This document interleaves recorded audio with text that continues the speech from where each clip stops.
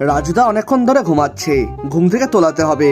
তার জন্য আমাকে কিছু একটা করতে হবে। এই পাইপগুলো আমাকে জোড়া লাগিয়ে দিতে হবে, তারপরেই আসল খেলাটা জমে যাবে। এই তো পাইপ জোড়া দেওয়া হয়ে গেছে, এইবার পাইপটাকে সেলোটেপ দিয়ে দেয়ালে লাগিয়ে দিই।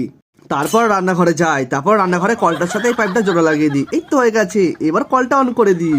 এবার খেলাটা জমে যাবে। এই কি হলো আমার মাথায় জল পড়লো কি করে? কোথা থেকে জল আসছে? এই তো রাজুদার ঘুম ভেঙে গেছে।